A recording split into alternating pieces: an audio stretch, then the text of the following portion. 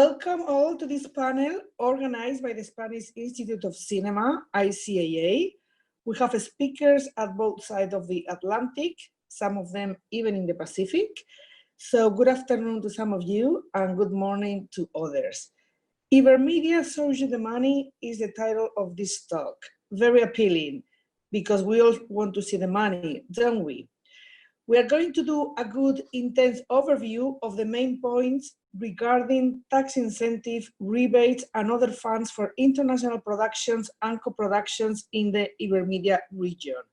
Some of you may wonder, what do we mean by Ibermedia region? It happens all the time. It means all Latin America plus Portugal and Spain. I'm Elena Manrique from Vertigo Films in Spain, and I will be your moderator for today. I'm going to introduce all the participants, and after the presentation, we are going to have a Q&A for 20 minutes, but please be aware that the questions should be written. You can start writing your questions now. There is a little window that says Q&A. So at any moment, you can write your questions and there will be answer at the end of this presentation. So I want to give the floor to our first guest, that is Victor Sanchez, coordinator of the Ibermedia program. Victor, good morning, okay. Good afternoon. Good afternoon and good morning.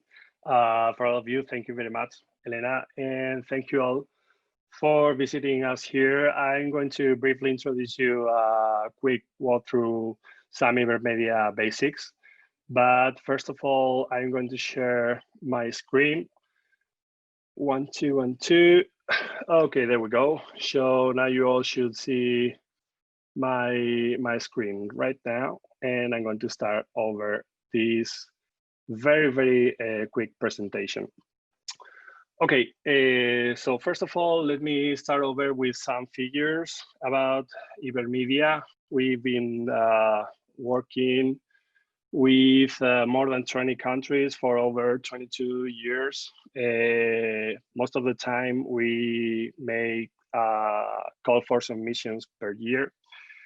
We have, I bet most of you will be able to understand these figures and data here. We have managed roughly about $110 million with almost 1,000 co-productions, more than 1,000 development projects as well. And we also have a training scheme.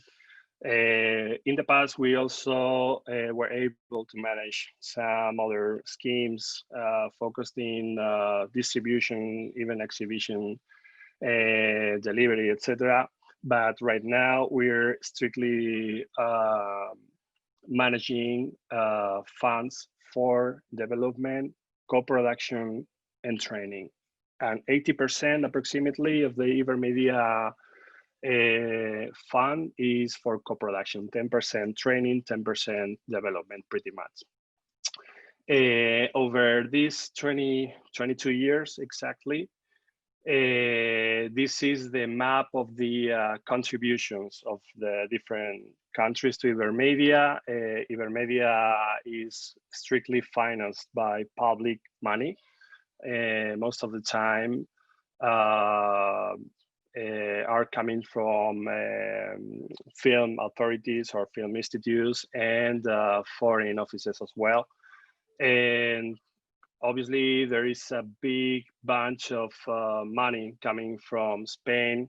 The Spanish Cooperation Agency played an important role here, as well as in Brazil, Argentina, Mexico, Venezuela, Portugal, Uruguay, Peru, etc. Here you have pretty much the map, the tree map. And this is the map of contributions along these 22 years. Here you have a comparison between the contribution and the funds each country received in 2019. This is the last year picture, putting it bluntly.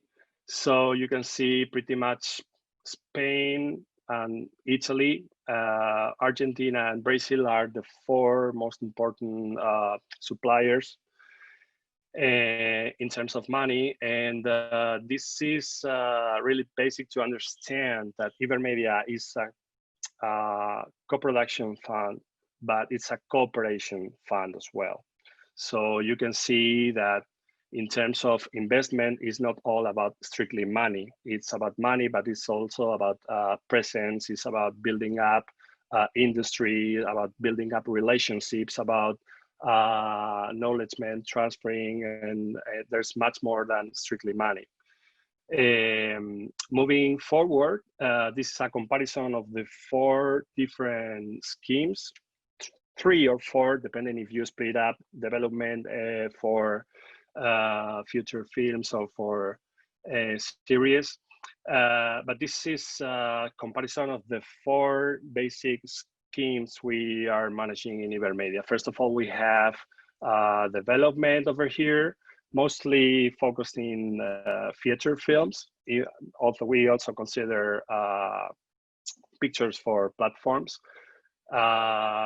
In the case of series, obviously it's series for platforms or television as well. We also have co-production, mainly between 2 countries. It's okay if you have more countries, but it's strictly mandatory to count on 2 different countries, 2 different member countries from Ibermedia. It's okay if you have a 3rd country, non-member country, non-Ibero-American country, up to a 30%. As far as you are up to a 30%, that's fine with us. And last but not least, training, which is very, very important for us as well. And just a quick picture to blow up your mind, again, make you all crazy.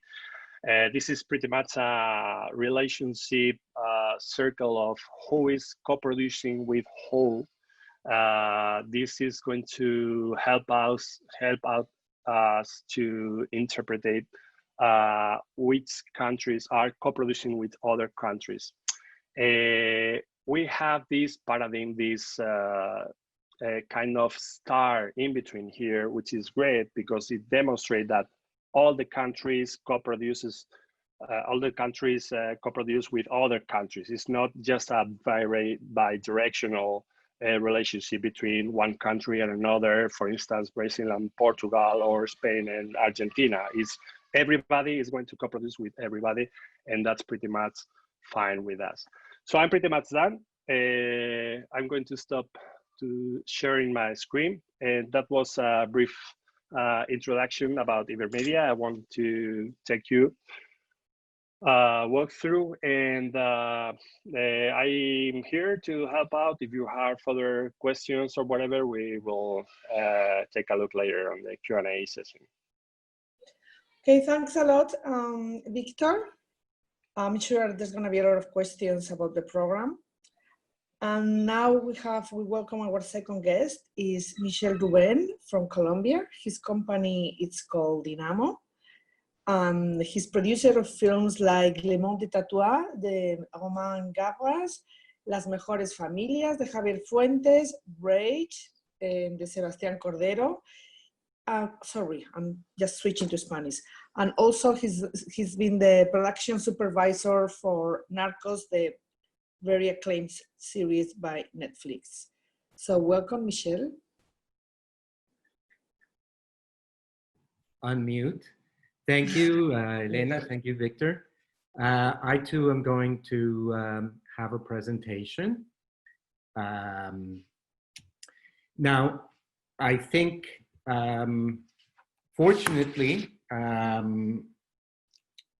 can happily say that Colombia can boast of an outstanding record in terms of film production aids and incentives, which have been responsible for the exponential growth of the local industry in the past 2 decades. These initiatives have been spearheaded by the Colombian Ministry of Culture, and since their inception, they have been backed by all of the subsequent governments who have deemed this a strategic sector for the country's economic development.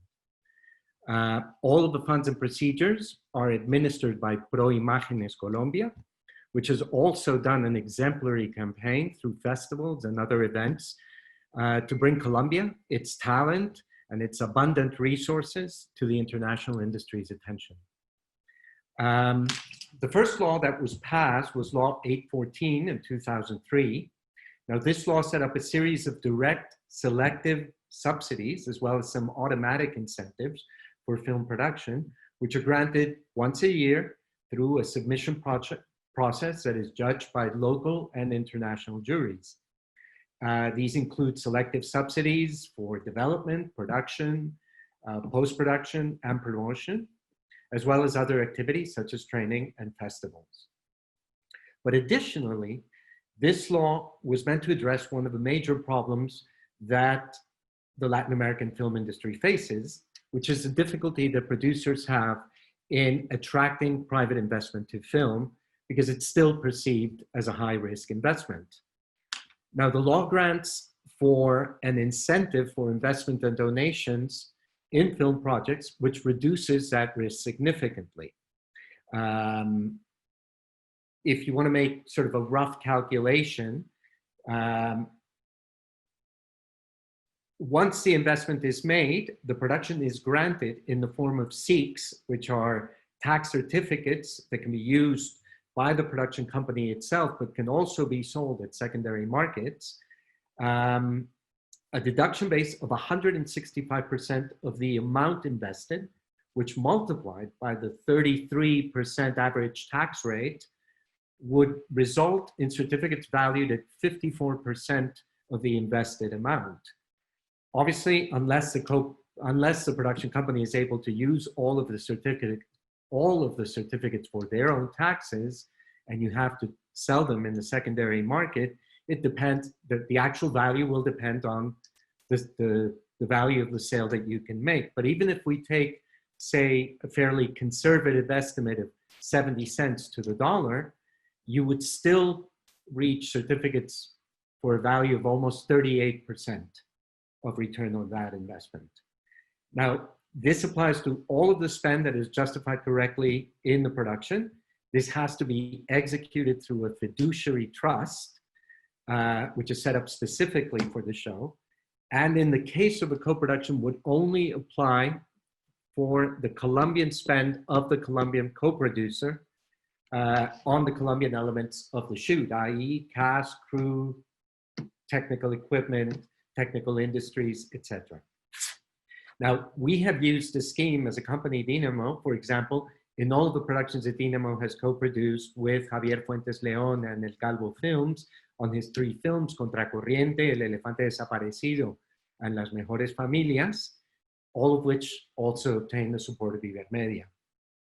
Now, in those 3 films, we also applied for one of the direct subsidies that is available, that is directed to Colombian minority co-productions. There are only 2 yearly grants of almost $100,000 per production, but unfortunately, because there's only 2, the competition is rather fierce, and we didn't obtain those, but there are those 2. Now, it is, of course, important to note that in order to qualify as a national film in a co-production, like most other countries, the project must include a number of members of Colombian cast, crew, and technical industries, obviously in accordance to the percentage of participation in the co-production. Once a project fulfills these requirements, which are checked both prior to the production as well as once production is completed, the film will be eligible to receive all of the benefits. Now, the main advantage of this scheme, as compared to the ones that I will now discuss, is that there is no minimum spend required, and that the budget allotted for this by the government is generally enough for it to be available throughout the year. Now, thanks to this law, I wanted to show you a couple of slides. Thanks to this law, film investment has multiplied by more than 2,000% between 2004 and 2019. And the number of Colombian films released went from 10 in 2007 to 49 in 2019. So you can see that this has been a very effective law. Now, the second law that was passed was the Colombian filming law, which is Law 1556 of 2012, which established a rebate that is available to Colombian producers, but is somewhat more geared to international productions that come to shoot in Colombia, i.e. production services, which have to be contracted through a local Colombian company. Now, this law has now been amplified, and I will explain the new scheme, but I will start with the conditions that existed initially, which still remain in place. In this case, the production can receive, within a period of about 6 to 7 months from the conclusion of the audit of those expenses, about 40% on the value of the expenses incurred on Colombian audiovisual expenses, i.e. cast, crew, technical industries, etc., and 20% on the value of hotel, food, and transportation expenses, i.e. logistical expenses. Again, this spend has to be executed through a fiduciary trust, and in this case, there are more types of expenses that may be excluded. Now, in order to be able to qualify for this scheme, or the new Cine scheme, which I will explain now, the production spend in Colombia has to exceed an amount of 1,490 million pesos, which sounds a huge amount, and is in fact about $496,000. Now that is a very significant budget, and that automatically excludes a lot of local productions that are done for budgets under that amount. Now, since this law was introduced in 2012, the number of film productions that have come to shoot in Colombia has multiplied.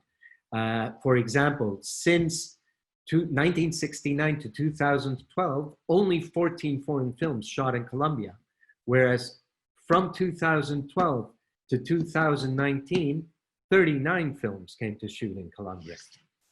Now, these films include high-profile projects such as American Made with Tom Cruise, Triple Frontier, directed by J.C. Chandler, Mile 22 with Mark Wahlberg, or Gemini Man, directed by Ang Lee.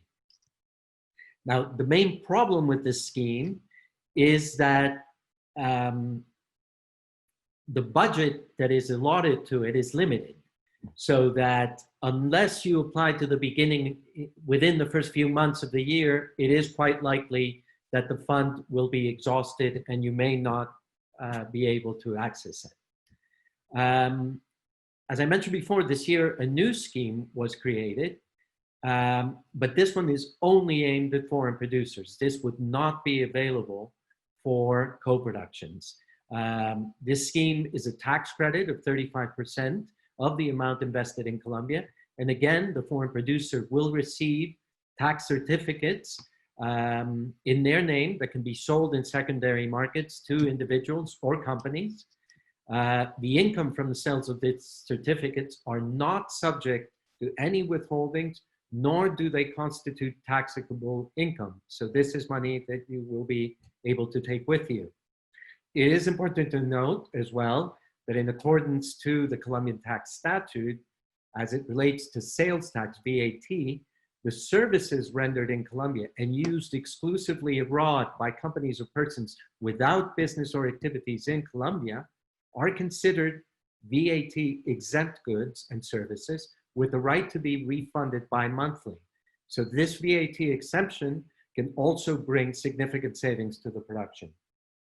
Now, I realize I've provided a lot of heavy information and dense information, so please, if you have any questions, of course, I'll be happy to answer them. But you can also go to locationcolombia.com, where you will find more detailed information about all these different schemes and about a lot of resources in Colombia, including locations, equipment, services, etc. Thank you. Thank you, Michel. It's quite impressive, really, what's been happening in Colombia in the last years in terms of, supporting local producers, and supporting, bringing foreign productions, to Colombia. Our next guest is DESIREE Reyes from the Dominican Republic. Her company is called Panamericana de Producciones. She's the producer of the legendary Dominican box office, Lotoman, Tubérculo sagas, Los Paracaidistas, Luis, and Hermanos. So welcome, DESIREE. Good morning for you. For all, thanks to Ibermedia and Spain Film Commission for this opportunity in the Marché du Film to talk about how you could come to film in a paradise. Maybe some of you don't know anything about the Dominican Republic. Well, pay attention. Pedro Mir, a national poet, said that our country is located en el mismo trayecto del sol. That means in the same path as the sun. The Dominican Republic is located in the island of Hispaniola. We had some help, thank you. In the island of Hispaniola in the Greater Antilles archipelago of the Caribbean region. It is a democratic republic with socioeconomic stability and with all the advantages of a mother country. Actually, it is the largest economy and the most visited destination in the Caribbean and Central America, and number 4 in Latin America. The country has an average temperature of 26 degrees Celsius and great climatic and biological diversity. We have a wide variety of landscapes within walking distance to adapt to any type of production.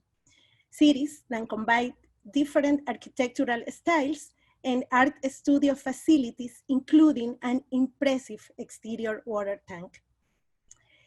The history of the Dominican cinema became dynamic from the late 80s and 90s with the premiere of the first Dominican feature films and the shoots of some big foreign productions. Some of them you can see there. In 2010, considering the film industry as an art activity of great economic potential, the Dominican government enacted law number 108-10, known as the Film Industry Law.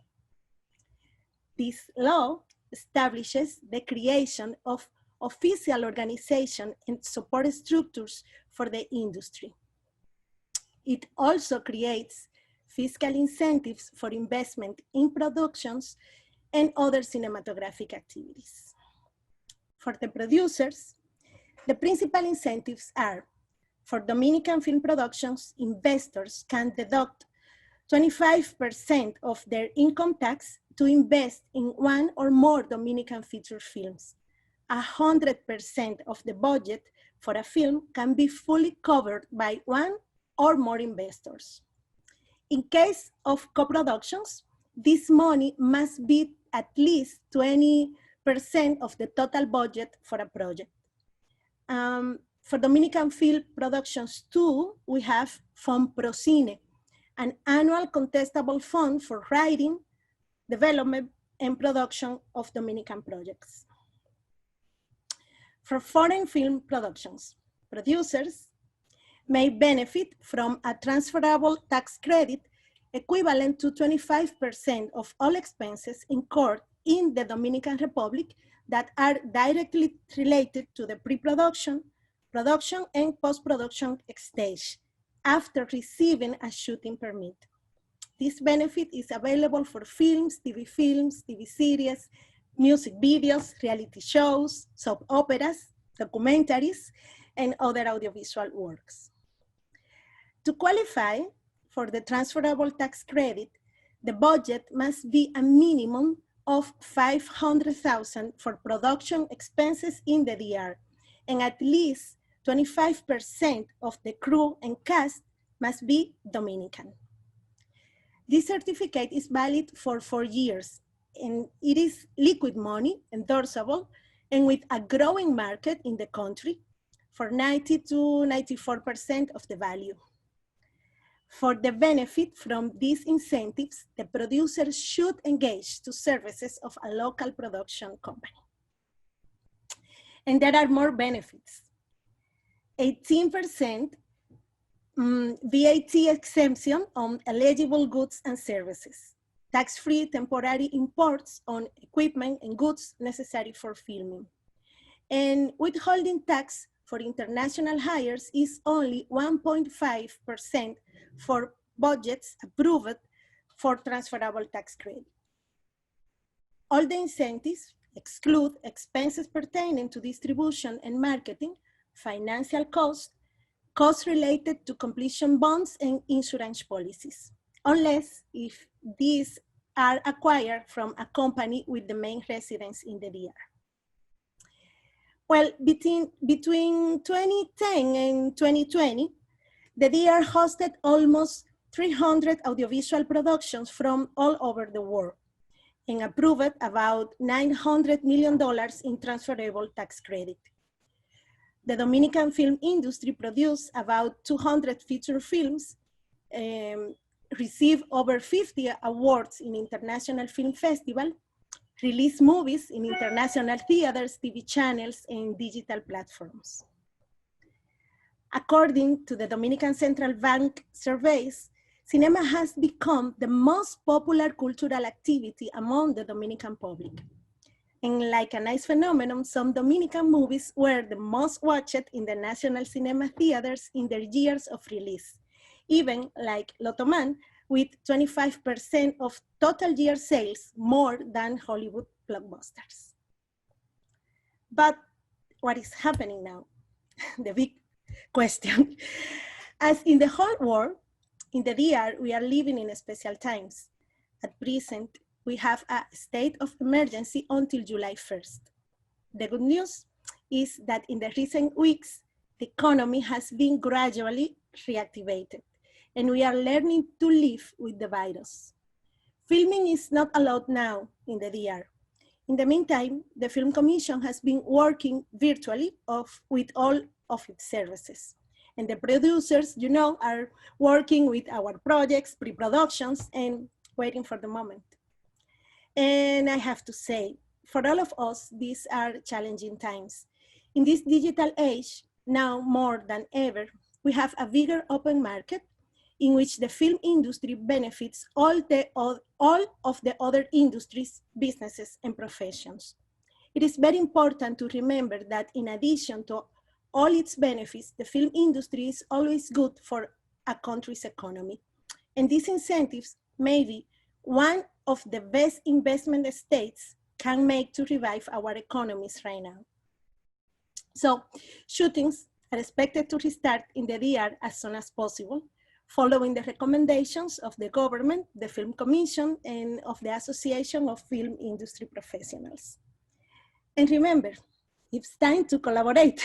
And in DR, we have financial incentives, high quality production companies, diverse and marvelous locations, world-class studio facilities, professional crews, technicians, and cast, equipment rental depots, all production and post-production related service, and public. We have an ideal environment for film producers to take advantage of our young, very young, but well-established industry, which has government commitment, private sector support, DR Film Commission, one-stop shop, very important, and so many talents and good people. Excellent food, music, what else do you need? For more information, you can visit the website of our Film Commission, and of course, I am at your service. And thanks, take care and be brave. We are waiting for you in paradise. Thank you so much, Desiree.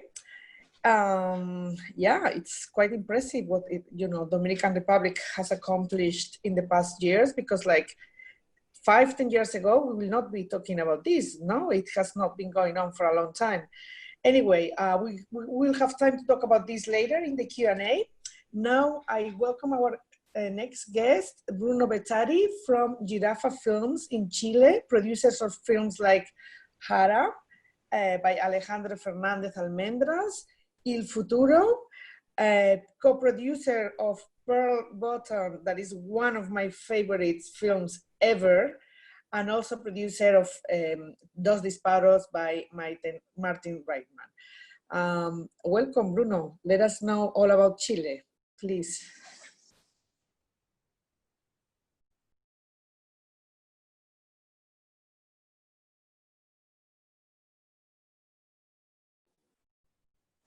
It seems We are having some technical problems.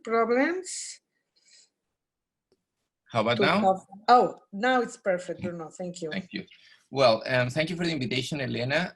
This is, I would say, the first time that I have the chance to talk more specific about one type of funding films, which is tax incentives.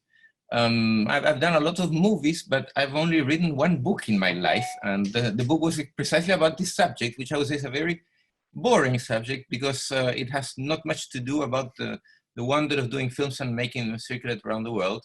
But in 2012, I wrote a book about financing movies in Latin America. And precisely at that time, tax incentives was something that was just beginning to be talked about. Basically because in Latin America, and particularly in Chile, the way the state or public funding contributes to movies is through subsidies.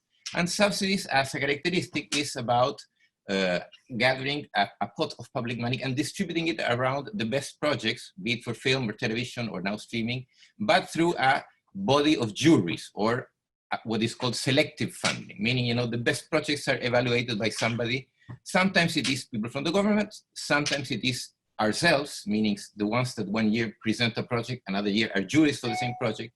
And this system, I would say, ruled for 20 years as a guarantee of transparency. Now, the point is that in 20 years, films got more expensive and technicians got more professional, and therefore wages increased, and so movies became overall more expensive to do.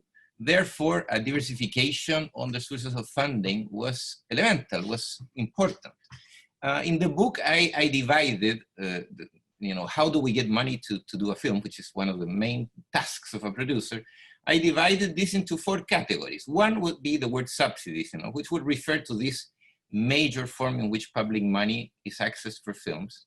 Then I mentioned incentives, whose main characteristic, in my point of view, was precisely that instead of going through a selective body of juries, an incentive had to be public money that had to be granted automatically, meaning due to the fact that you perform a certain economical activity, then you would get funding for your film, and it would not go through a selective body of juries.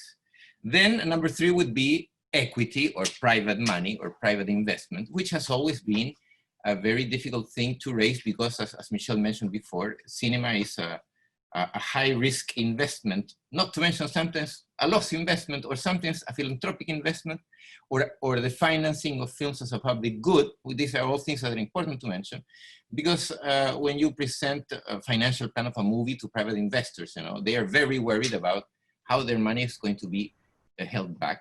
And finally, of course, the 4th final way of funding a film is sales, you know? Selling your film and getting money from the public itself. So when I wrote the book, the idea was to educate and enhance the idea that incentives, tax incentives, could be built in such a manner that they could, that they could complement. Hello? Yes, hello. So the idea would be to build incentives in a way that they would complement subsidies, but they would stimulate private equity. That would be like the missing piece of the chain, you know, in terms of financing. Now, unfortunately, I must say that incentives have remained midway between philanthropy and another kind of subsidy. What I mean by that is that on some aspects, for example, in Chile, for more than 20 years, we had a mechanism which was called cultural donations. And cultural donations had to do with the fact that if you would invest money in a movie, you would then get back part of your investment from your yearly tax expenditure. Now, of course, this is not a very attractive scheme because it only reimburses part, and also because you put the money now and you get it on the next year, and only if you actually have to pay the tax the tax of that year, you know. And also because tax departments got very picky about this, you know, and anytime a philanthropist would invest in movies, he would get the tax department in his office, you know, for a long period. So this really went down the incentivization of this incentive. And then a second attempt of this has been done on the last 3 years by Corfo, which is from the Ministry of Economy. And basically, I show you here on the screen, basically it is a scheme of investment for big investment productions. This is very similar to the first mechanism that the second mechanism that Michel explained, and it has to do with the fact of foreign investment films or television programs or streaming programs that are to be showed in Chile, in which case you can get a reimbursement, which is another way to describe something which is not a tax incentive, in the sense that if the foreign company would make a certain amount of expenditure of a minimum of $2 million and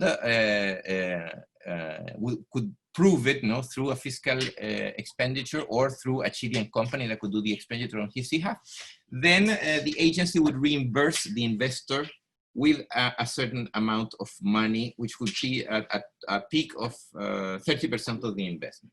So, both schemes, donation and reimbursement, are not exactly a tax incentive because both of them go through a body of juries. In the case of the second incentive, it is very much like the Colombian one in the sense that first you have to present a project and you can get selected or not, and second, it has to be done at the beginning of the year. Otherwise, the fund runs out of money for reimbursing, and if you're one of the projects of the ending of the year, you won't get any. So the idea of a true incentive means that the investor immediately recovers part or all of his investment from his taxes. Now, what is attractive about this is that basically both an investor and also sometimes colleagues, complain that selective bodies tend to favor the same type of film, which makes us go into a statistic debate, which is really unnecessary. The point is that selective funding has to do with the volunteer of the government to aid cinema and audiovisual, whereas a tax incentive is simply a tool designed to make money circulate. In this case, make money circulate to cinema. In this aspect, I think we are still way to go in the design of tax incentives, because the idea is simply that it favors our overall economy to stimulate a certain activity, and certainly the production of cinema is something that stimulates the economy overall. Simply because whenever we make a movie, we get the chance to make business with anyone, and usually professions or services or goods that would usually not be traded between them, through a movie get to circulate, get to interact. And therefore, the need today of a tax incentive or of many tax incentives is more than ever. And I would say the Chilean case is very useful in explaining what a tax incentive is and what a tax incentive is not. And a tax incentive is not a reimbursement, and a tax incentive is not philanthropy. Thank you. Thanks a lot, Bruno. Good that you made the clarification of what a tax incentive is and what is not. Okay, I don't know what's my video. I hope you're all listening to me. I hope so. We're having some problems. We even have a cacophony while Bruno was talking. Anyway, now is the turn of Agustina Chiarino from Uruguay. Her company is called Mutante Cine. I cannot love more a name like that. And of course, I'm super fan of two of the films that she's been involved, like Monos, that was in Berlinale and in Sundance, and the wonderful Las Herederas. Thank you, Agustina, and welcome. Thank you, Elena. It's nice that we have very different profiles. I am not a philanthropy as Bruno, and I don't have that clear. I didn't write my book yet, so I'm going to be more talking about Uruguay. Uruguay is a very small country, the very south country, the most south of all. We are 3 million people, a little bit more.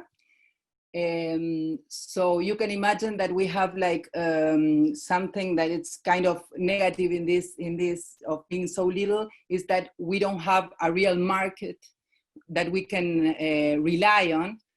For example, for showing the film in the theaters or having a local audience. It's very difficult for us to make movies for the in-house market. So this is like a thing that also stimulated us a lot to seek for audiences outside our frontiers and also seek for financing and for collaboration. And this is the way we've been raised, and we've been, it's in the back of our heads all the time.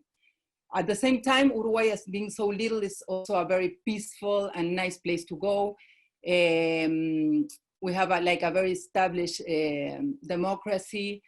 COVID, for example, isn't coming yet. We have like 3 infected people yesterday. You know, it's like, we don't know what is happening, if it's the mate or it's the meat we eat, I don't know what is happening, but really we are in a situation where it's very, very stable. Shootings are starting. So this is like something, you know, everything arrives late to Uruguay, so maybe it's that. Let's hope not. So, well, in the last 10 years, I'm going to give you some figures in order to think about the what the market is. It's like we had in the last 10 years an average of 10 films, national films produced, and in the last 4 years, 20. So it kind of grew in our modest number, but it grew a lot. And well, I'm going to show you a little bit of the, where's the, here. This is my company, Mutante Cine. We are, Fernando and me are the partners. We have we opened in 2011, but we had a company before that was called Control Z Films. And we continued this like editorial line, but we added now we are producing now documentaries also and TV, and we are developing some TV series. And also we are on the training field. So let me see why it doesn't, why. Right. So this is our filmography of Mutante Cine. I'm showing this because in the first row, this is the majority productions we have done. And in the second row, it's the minority co-productions. All of these films are co-productions. So we don't exist without co-producing. This is how we relate to the film industry. From these 10 titles, 7 have been supported by Ibermedia. So we have a long history of that. In these titles, I can tell you we have co-produced with Argentina, Brazil, Mexico, Paraguay, Colombia, but also in the European side with Italy, France, Russia, Holland, and Norway. So just to give you a hint on what we do. This is the films we've done in our other company, Control Z Films, that also, from these 8 titles, 5 of them have been supported by Ibermedia. Okay. Then we also do a training that's called Puente, a training program. It's a workshop that we do in collaboration with the AVE. And it's been supported in the last 2 years by Ibermedia Formación.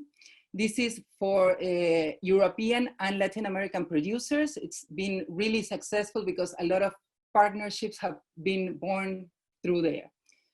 Well, now I'm going to speak a little bit about the tax incentives and film funds in Uruguay, but just focused on if you're an international producer and you want to come here, because it's been some changes in the last times. So we have a 0% VAT. We have a tax exemption of 22% for all foreign productions that come from abroad.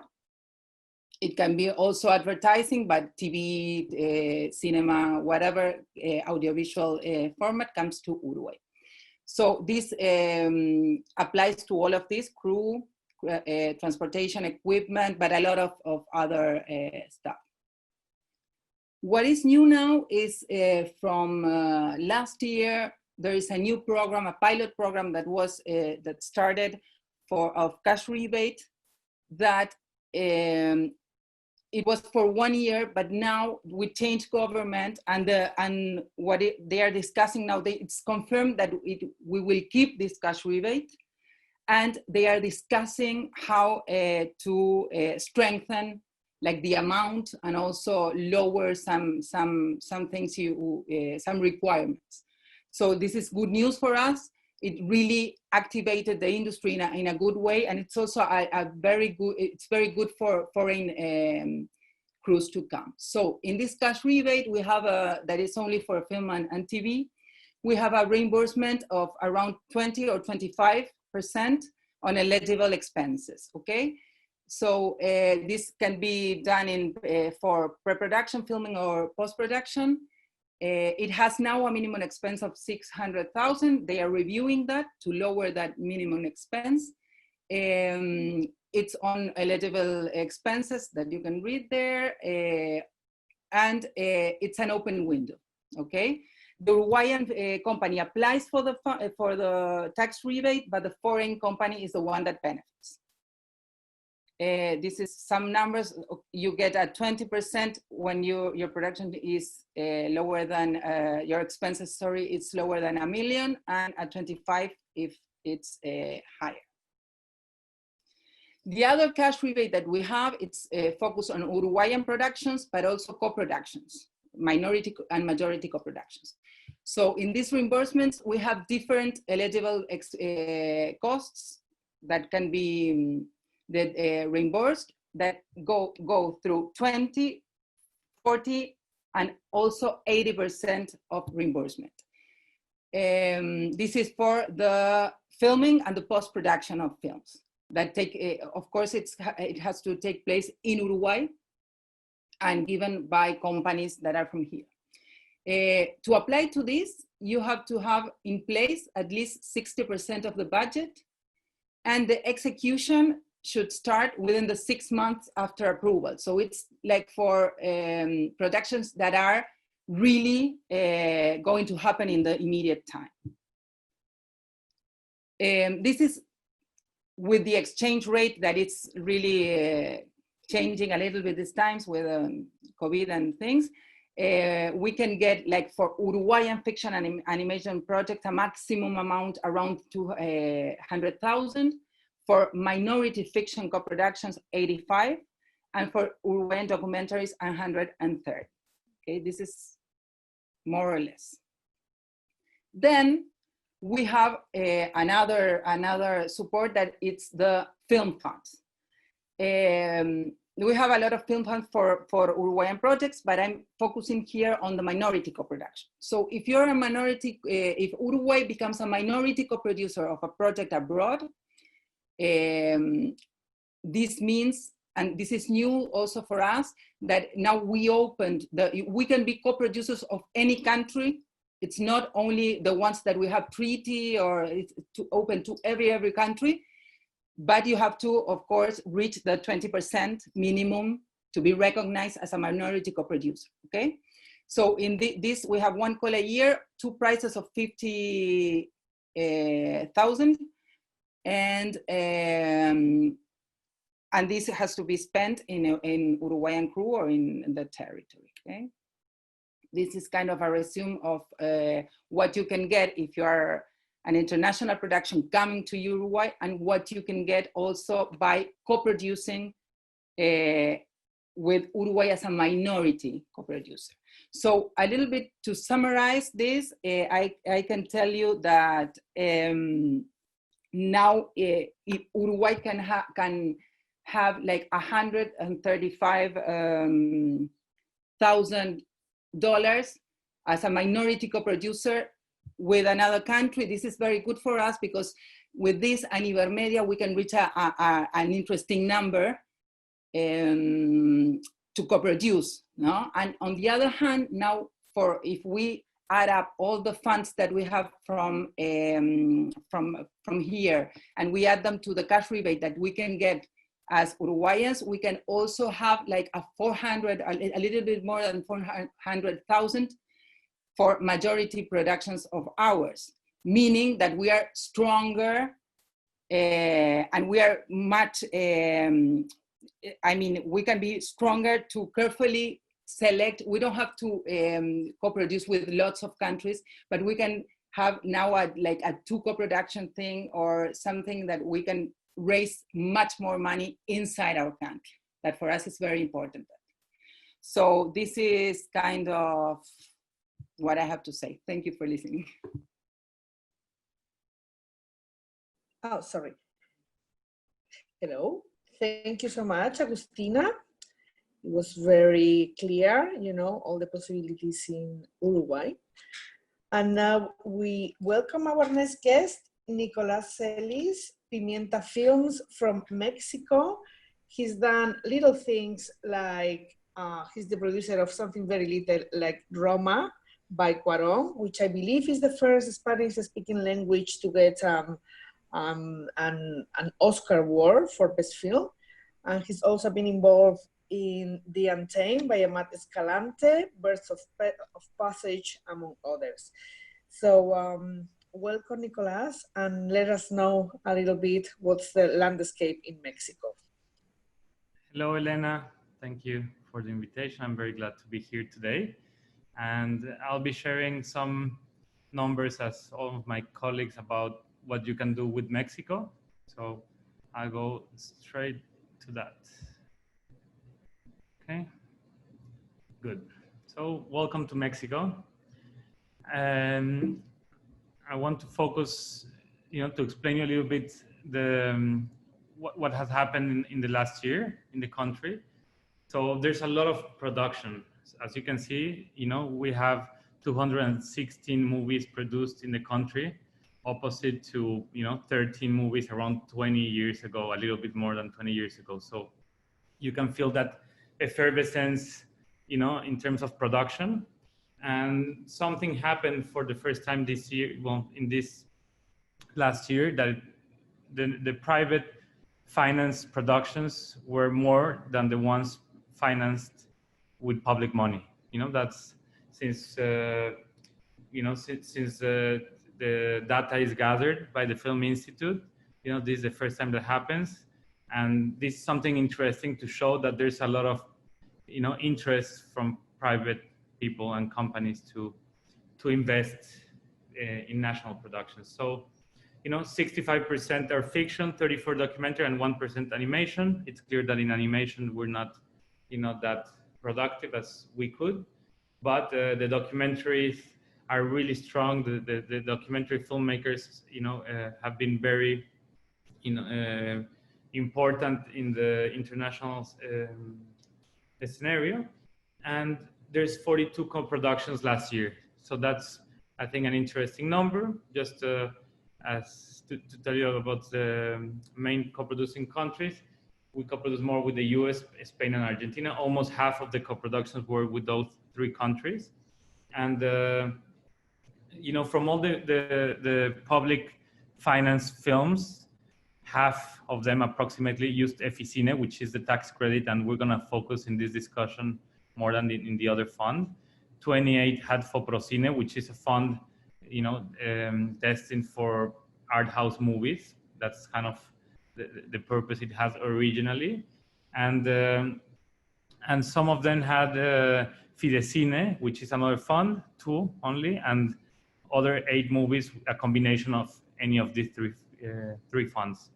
16 films had other kind of public support, could be regional funds, etc. But it clearly shows that the EFICINE tax credit is the most, you know, the most used one and solid one. So then we co-produce with 23 different countries, and 20% of the films had a female director, and that number has been growing since the years, which I think it's important to work to have a more equal and balanced industry. And you know, the average cost per film is $750,000. This is below what it used to be a couple years ago. I think that the productions, you know, since it has increased the number of productions. Many of them are independently financed as well, so on low budget productions. So that has also lowered the average budgets. And something that for me it's very important and impressive is the amount for debut films, first-time directors, and for second and third-time directors. 93 films for first-time directors and 67 films for second and third time. So together, it's 160 out of 260 movies, made by very young filmmakers and that are beginning to direct. So that's, I think, a good panorama for new voices. Well, unfortunately, not as in Uruguay and Dominican Republic, we don't have tax rebates in Mexico. There was ProMéxico that, had a program to support international productions or production services, but now they disappeared that office, and I don't know if there's going to be a product that could, incentive productions to come. About VAT returns in Mexico also is a little bit sad news because there's nothing designed for film production. So it's just, as the general concept of export of services, in many countries, that as long as you're exporting, you can access to VAT return. But that doesn't make it automatic, like in many other countries. Sometimes you have to assume the cost of VAT since it takes a lot of time. It's not meant for local production or co-productions. It's specifically designed for export content or services. So you cannot also expect to have double benefits, with films that get the tax credits or other fundings in Mexico and then to get VAT returns. So it works, many producers are very experienced in the country and have access to VAT returns and know how to co-produce and give the very high profile services, but we have these limitations. In terms of the tax credit we have, it's called Eficine. I think it's, I focus this talk on these incentives since it works for many years already, and it's quite solid and unique compared to other fundings in other countries. So it's a one-to-one credit for companies or persons that invest in films up to 10% of their income tax. Whoever pays income tax in Mexico can give you up to 10% of whatever they had to pay to a film. So it doesn't have any additional cost to the companies. So that's quite easy in terms of how it works. And there's 2 calls for entry per year in February and July. It takes 4 months to hear for the answers, and it's very high, the approval average. For the project that managed to submit, I would be, saying that it's 40% of approval. It's a hassle to submit, but once you make it, it's very high in that sense. And only Mexican films can submit to Eficine, which of course co-productions are welcomed and are treated as Mexican films.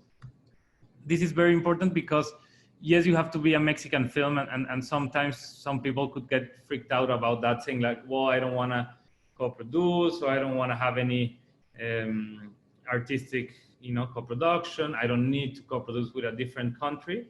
But as a different with many countries, Mexico is very friendly for co-productions. We don't have a point system that you have to fulfill, but you can, touch base with a Mexican producer and get a certificate of nationality, and then you know how Mexican your film is, and if it can be eligible for a Mexican co-production. So before really, signing everything, getting married with a Mexican co-producer, there's a way to get a feel if there's going to be chance to apply as a Mexican co-production.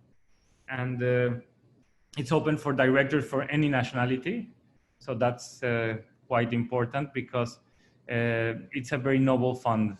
you have, it's a soft money. The government are not expecting any return, and they're not owners of any share of the film.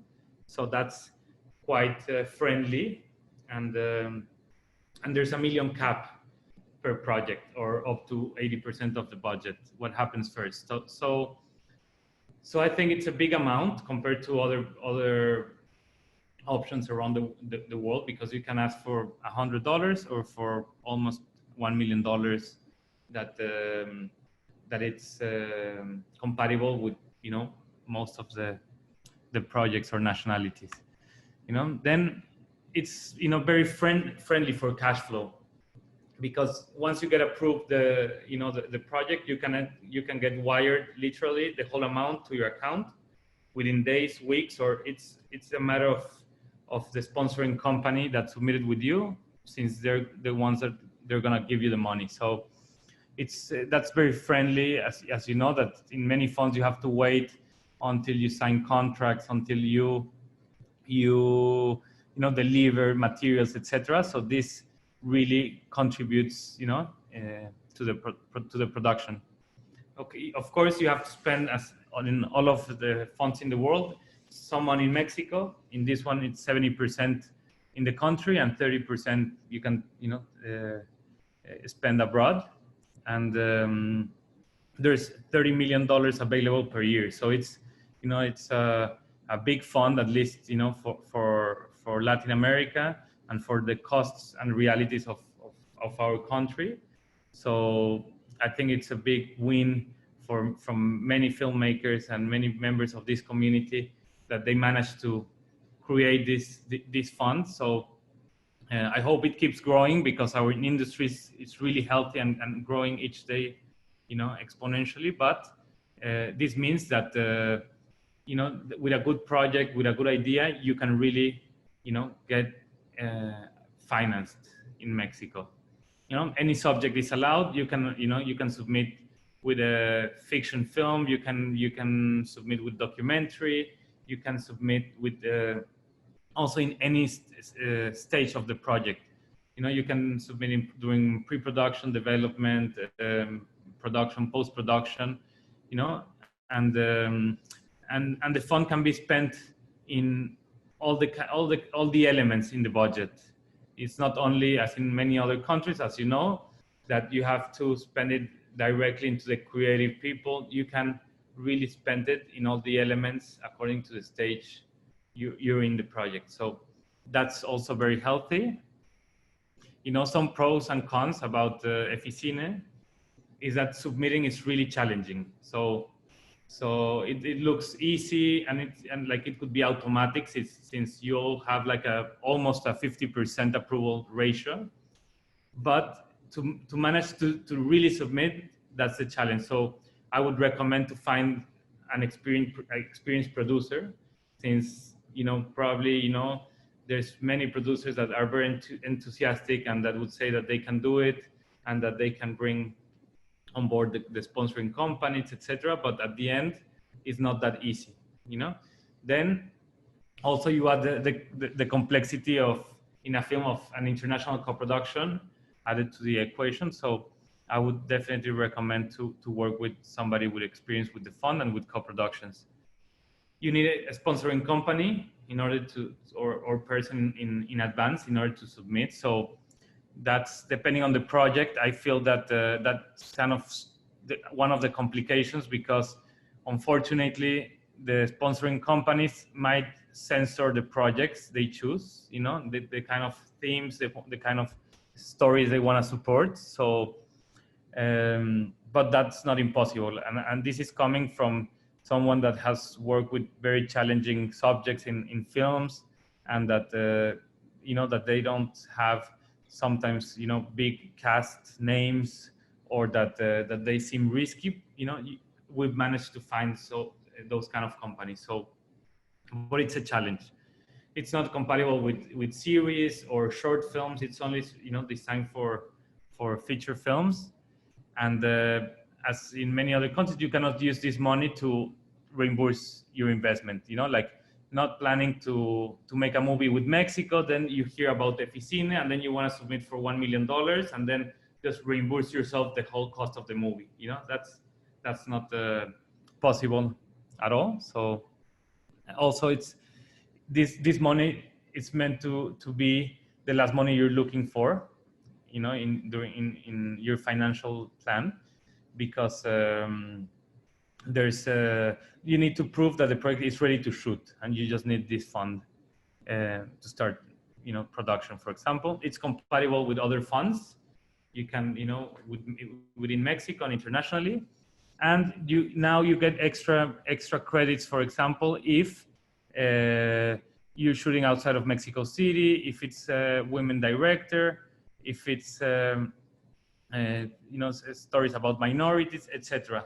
You know, they're supporting that we, you know, by giving you more points in the qualification, in the point system, to, you know, to increase and make a more equal and balanced industry in the country.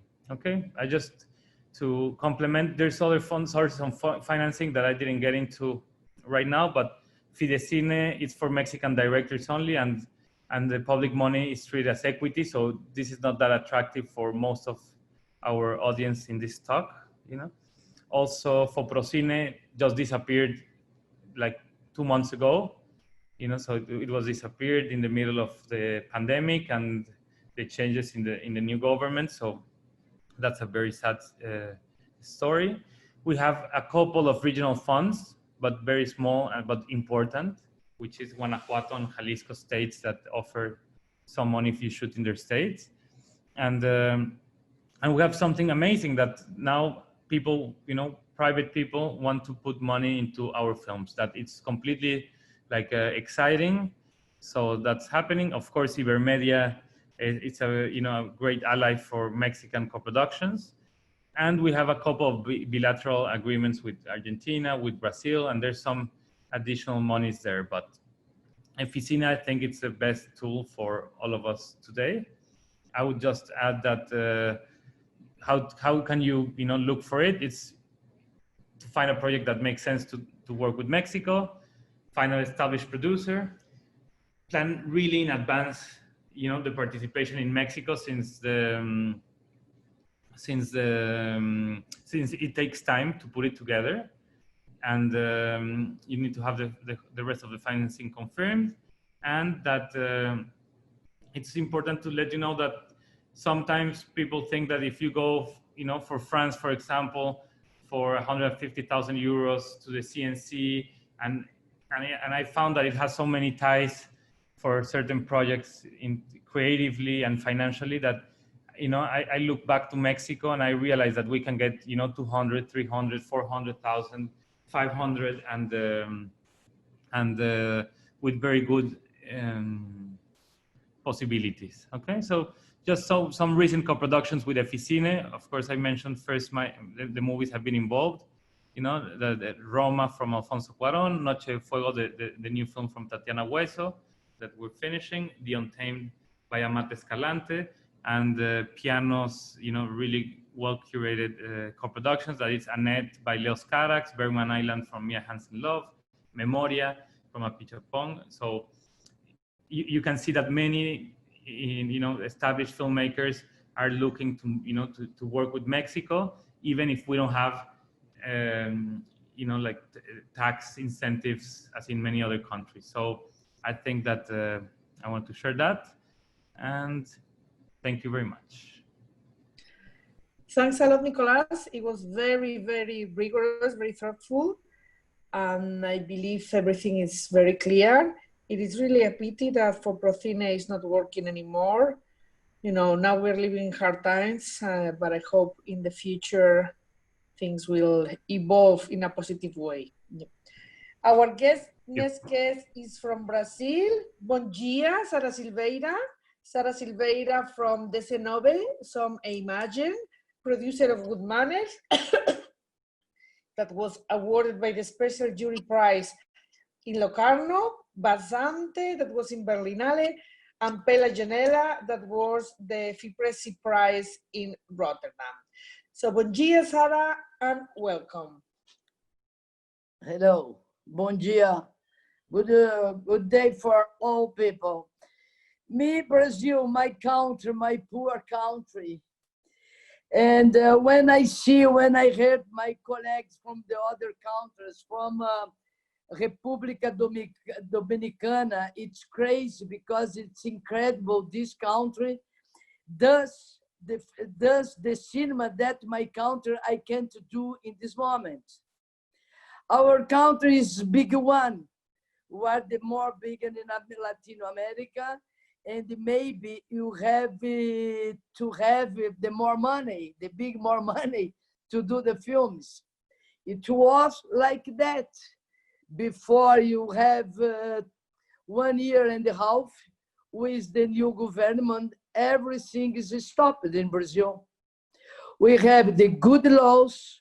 We have one mechanism, one system very good with the public money. We have one fund for us, for one fund especially for cinema. But in this moment, we are stopped. The new government doesn't like culture and much more cinema. And in this moment, Ibermedia can say is one example for me, because our money we had before for Ibermedia is not running now, is stopped also. Everything is stopped in Brazil. Our agency is stopped by the government because you have many changements. We change the government, change the people. The governor don't put the new commissions. We have big problems in Brazil. In the same time, we have the pandemic. I don't know. Now we have this big problem with pandemic, and I think this side, the audiovisual side, is stopped. Now, just now, from yesterday, we have one commission to judge, to come back to see our projects, and we try to get our money. We have much money to do our film because we have one fund of the sector. The sector has his fund, but you have too much problem with the people, with the people who have to give the direction for us. But now we don't have nothing. Our agency is almost stopped. They do some little works, but our money is not free. Is keep it, how we say, guardado. We can't touch this money. And I hope we have one hope in Brazil, because we are a big country. We have 23 states in Brazil, and maybe with our states has the politicals for cinema, and we have only that. For example, in São Paulo, you have SP Cine. They are the only organism you have now to do films. And now they have also a new system with tax rebate. This is new one in Brazil. But Brazil, I have with my colleagues, is there here, Bruno Bettati, my good friend. I want to do one film with him, but I don't have funds for that. Brazil has with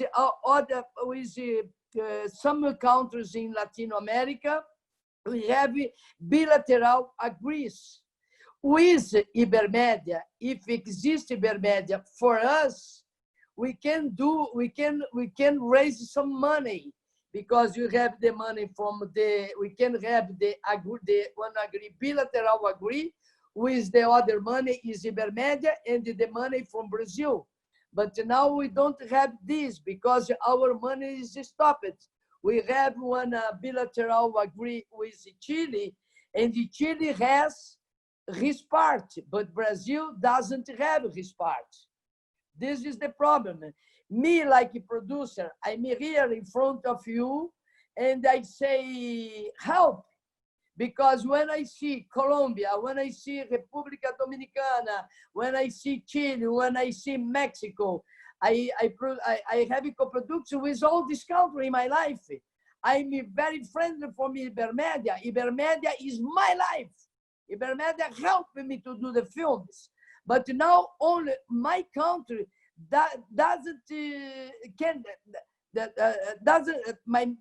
my country doesn't give money for Ibermedia in this moment. They are discussing about this, but it is not resolved. They are all time discussing. In this moment, I'm here. If I have some authorities are harassing us, is please government make attention, because we need to be together with the other country from Latin America. Because my dream in my life, it was only one country, Latin America, because we are very countries, we are very many diversity. But my country, the big one, we are out in this moment.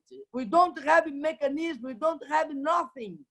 We have to account with the other countries to finish my films. I have 2 or 3 films in production.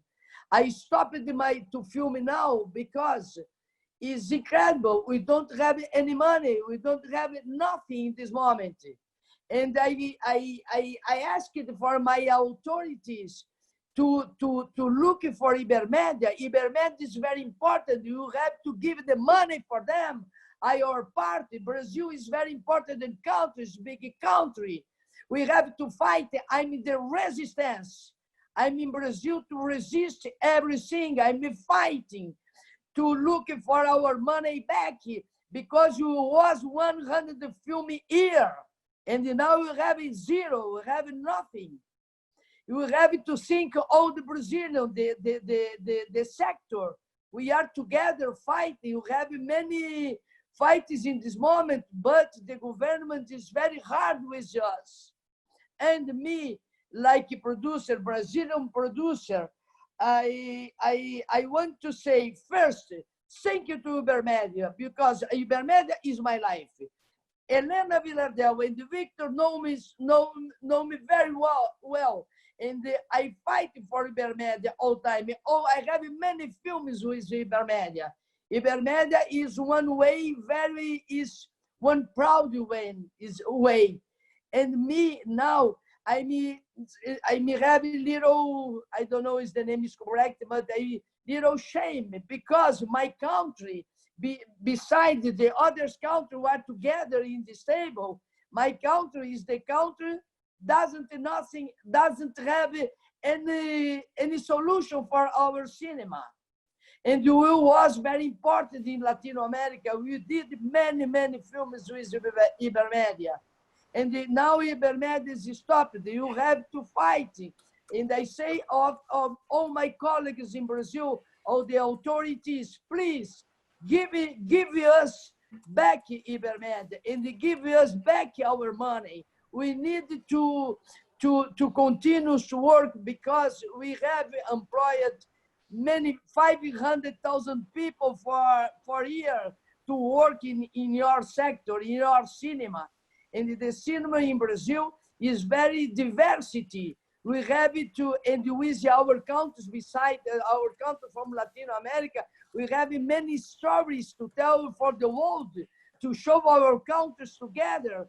But my country is stopped now. And here, I use this opportunity to say, please, Brazil, let's go. You need to work. We need to work only in our country, to work with Latin America.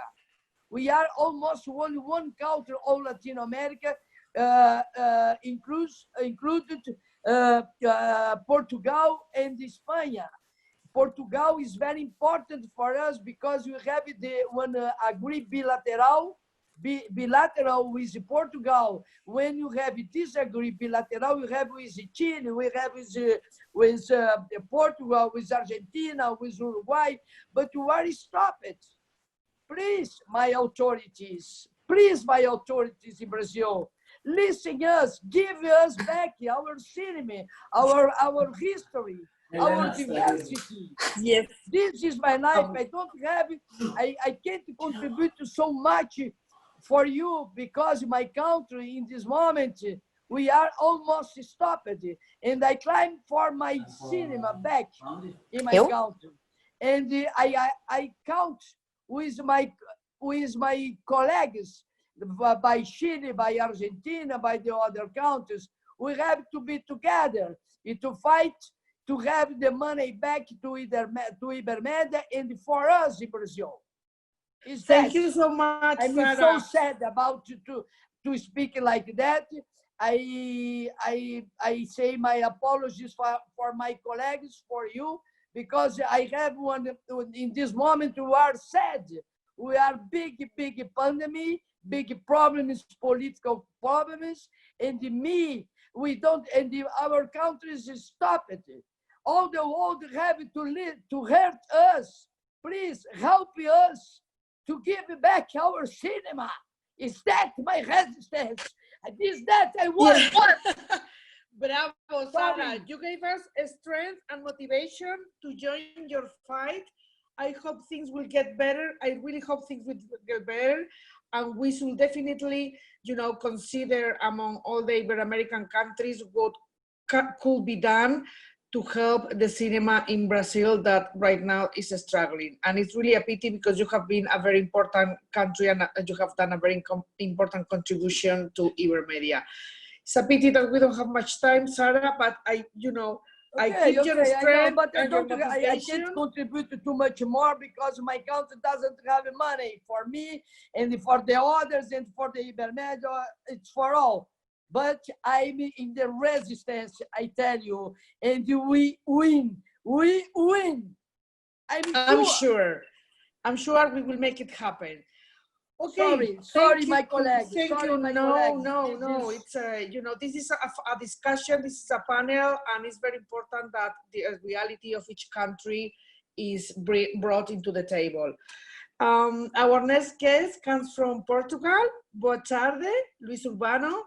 The Osome Furia, it's his production company, and he's been the producer of the latest 2 films by the maestro Manuel de Oliveira. So welcome, Luis, and let us know now that Portugal seems to be very hot in terms of, rebates and production subsidies. Let us know, please, Luis. Thank you for the thank you for the invitation. My first word is to Sarah and to our brothers in Brazil that they are living a horrible moment, not even because of the pandemic, but as well because of the unbelievable political situation. I have my heart is with you, Sarah. Meu coração está contigo. Regarding Portugal, what I have to say to you, I'm not going to present any paper. I'm gonna try to resume our system that is working.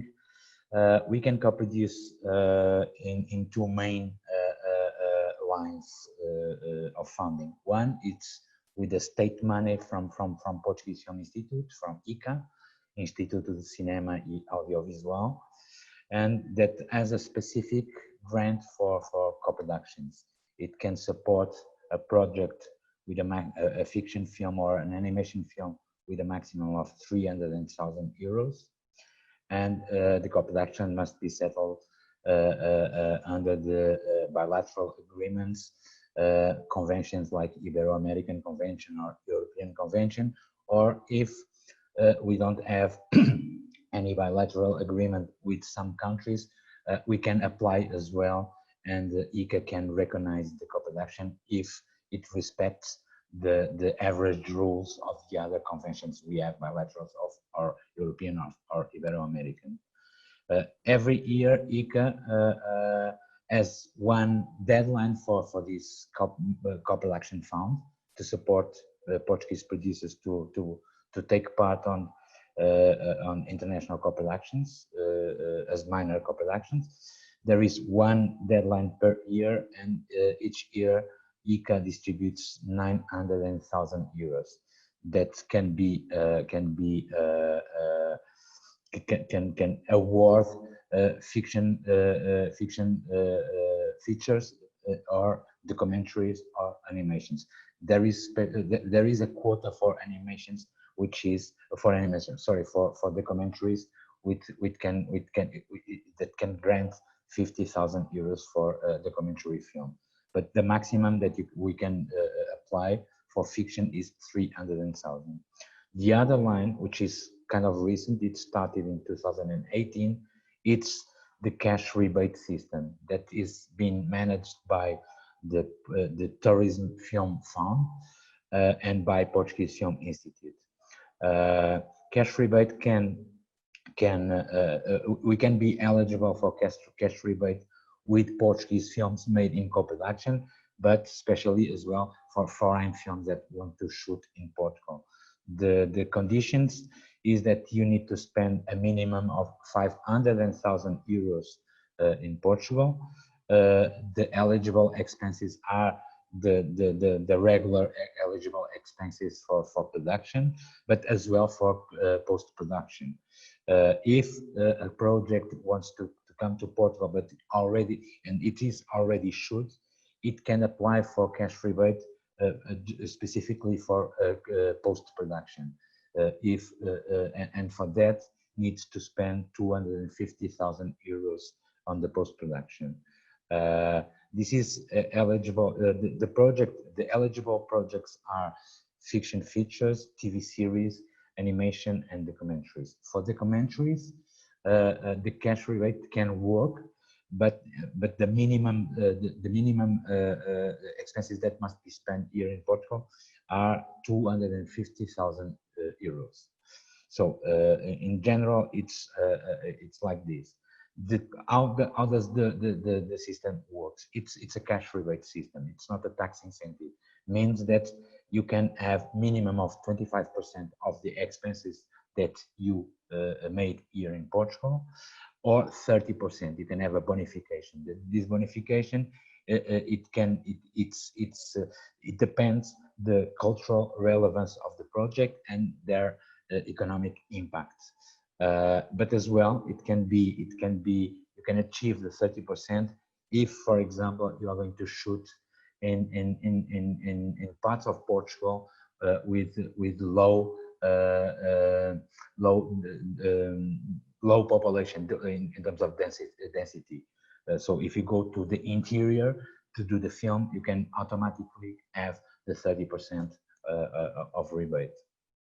The system, it's very, one more thing, the maximum amount that you can have on this cash rebate, it's 4 million euros. It's for big project, and it's the cap of maximum amount that you can have. This year, for example, the cash rebate has 12 million euros to spend. Maybe next year, if the economic crisis doesn't affect this, and we have some good echoes that government wants to increase the cash rebate system, probably next year it can be 15 million euros to be spent on cash rebate. The system works like first comes, first serves. It's an automatic process. There is no commission to decide. As soon as you gather all the elements, you can apply. And if you are one of the first to apply, it's for sure you are going to have. So the system works with this first come, first service up to 50% of the budget. And if you apply after 50% of the budget of the cash rebate budget, general budget, if you apply after 50% of the money is already spent or compromised, you need to wait for a decision of the Tourism Film Fund, which is going to evaluate the project with other criteria. Meaning, if the countries involved are priority markets for the tourism, it's going to be easy. If they are not priority markets, it's not going to be easy. But at least 50% of the money is going to be automatically released in a first come, first serve system. And Another good thing of this program is that it can finance as well scouting programs. If you are thinking on Portugal and if you want to come to Portugal to visit locations, we can apply. They can participate on the costs of that operation, meaning that they can pay the travel, the flight tickets, hotels, cars, all the expenses to be done on this location scouting process. And I think that's all. Of course, we have other ways. I'm not going to speak about our national funds only for Portuguese films, and I'm not going to speak about the bilateral funds that we have with France, with Italy for development, with Germany for development, and with Brazil that, as Sarah told, it stopped, and it's really a shame. It's really a pity, because there are so fantastic projects that were going on between Portugal and Brazil, and right now they are stopped because of Brazil. And I'm one of the Portuguese producers that has projects that we intended to co-produce with Brazil, and they are blocked. Hope that at least if the virus can attack the Brazilian government, it could be a good idea. I don't wish nothing bad for anybody except Brazilian government, but it's my statement. Thank you. Thank you so much, Luis. Yeah, we are very touched by the words of Sarah. Now, this is something that I think, I'm throwing this question directly. More that a question is a suggestion to Ibermedia, since you were saying, Victor, that Ibermedia is not just a co-production fund, but a cooperation fund. We should really consider, give it a thought on how can we help the Brazilian producers, because, in the past years, they used to be very powerful and they made like very important contribution to Ibermedia. Anyway, unfortunately, we don't have much time. I think like most of the, all the presentations have been very clear, exploring the possibilities of how, foreign production can benefit from different kind of funding in these countries. Okay, I just go, we're gonna extend the panel 15 more minutes to be able to answer some of the questions. Okay, first of all, they are asking can we have the name of the book that Bruno is mentioning, please? Where can we buy it? This is by Inés Nofuentes. Bruno, maybe you can answer this. Hello, Bruno? Yes, I'm in the process of unmuting. Yeah, I made, it's funny, I made 100 copies on paper for promotion, but the idea was to buy it electronically. And everybody wanted to buy the paper copy, which I had none, and nobody paid for the electronic one. So it was terrible business for me. And the book is currently for free in Apple and in the Kindle. What's the name of the Amazon? The book is available for free in Amazon and in Apple. And there's a way to chat with the attendees. So I will be sending the 2 links now here on the chat, and I will also send it to you all. Okay. Okay. Thanks a lot, Bruno. But you didn't say the name. You're gonna love it. Yeah, but he's gonna send the name. He's going to send the name to the chat. But the name of the book was called Why Not? And unfortunately, everybody said, yeah, better not. Okay. We have a question from Venezuela. The question is in Spanish, but it's okay. I can translate it. The question says that we are trying to recuperate the Venezuelan market. Is Venezuela an appealing country to produce? Do you think it's possible that to attract foreign productions here? Well, actually, I think it's very complicated, Edgar. I'm answering the question. The idea, of course, Venezuela is an incredible country with beautiful, with forest, jungle, beach, like the landscape is amazing. But of course, that, and I'm gonna be super honest here, it's always the place where the production feels more at ease, where at the end is going to go. And that means both getting, you know, like an interesting rebate or getting some funding, and also having like very controlled and secure atmosphere to be able to have the shooting under control. Okay, we have a question like, when and who are the most important markets for animation in Latin America? Maybe this is something that Victor can answer. I'm not sure about this. Victor, can you please help us here?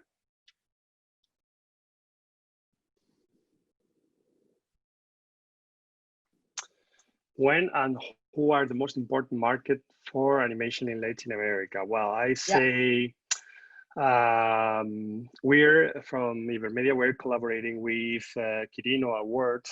They're doing a very great job in terms of counting on several animation associations in Latin America, in the whole region, and Portugal and Spain as well.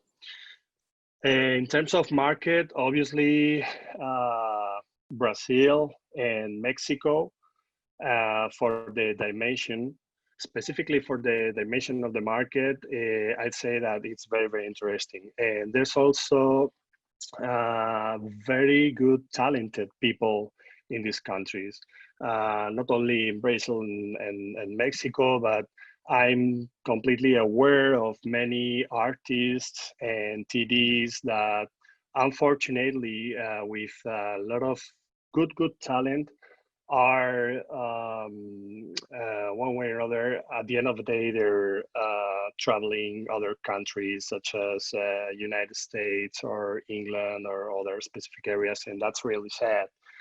But in terms of market, I'd say that specifically for the volume and the demand of Brazil and Mexico, you also have Pixelatl, you also have Monos in Chile, you also have a specific animation section in Ventana Sur in Argentina. So animation in Latin America is something very fresh right now.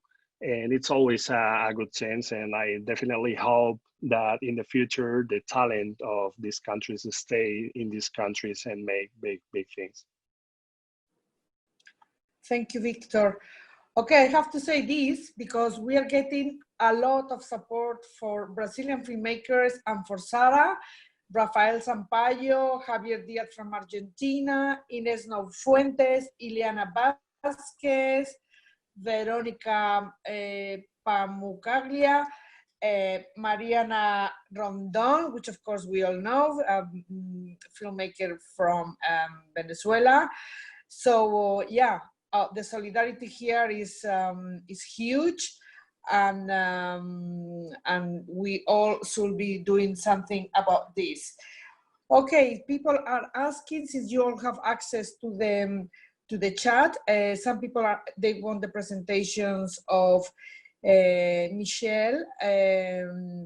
Some people want the presentation of Michel and somebody else, sorry, because the chat keeps on moving.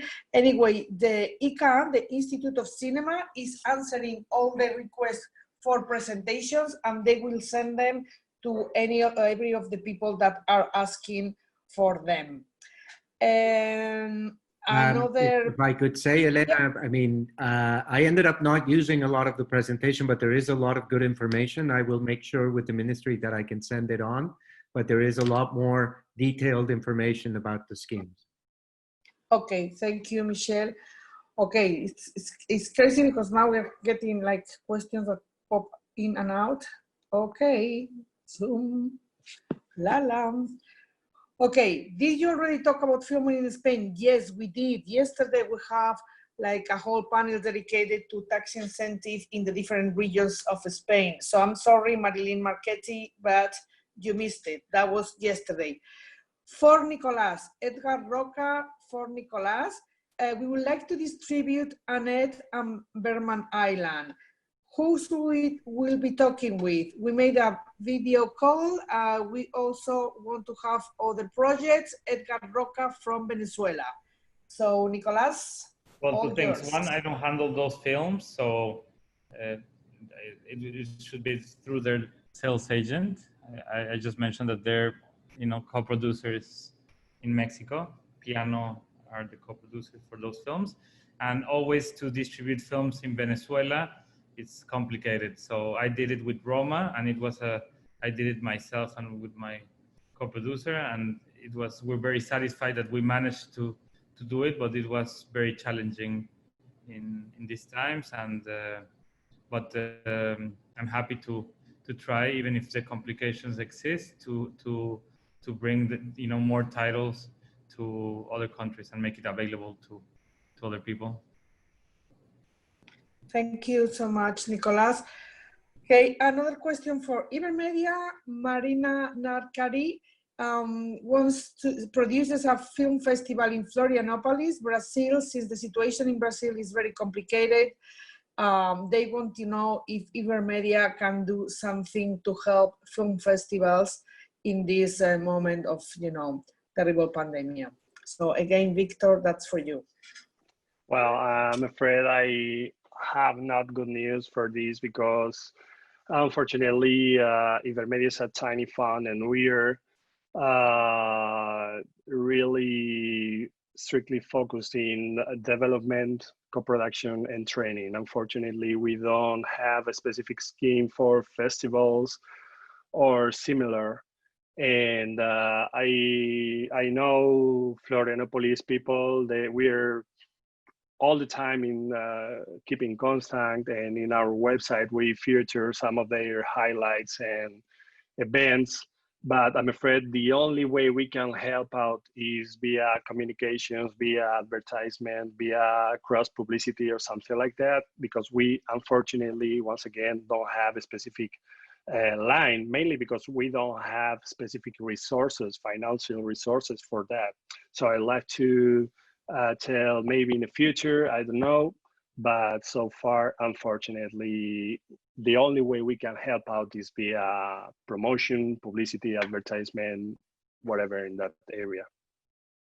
Okay, thank you so much, Victor. Okay, just one last thing, which is not really a question. You have to know that a lot of the questions that are on Facebook, because we are also doing this Facebook live event, have been answered already in Facebook and also here. So I'm just reading some of the questions. The other ones will be answered directly in a written form.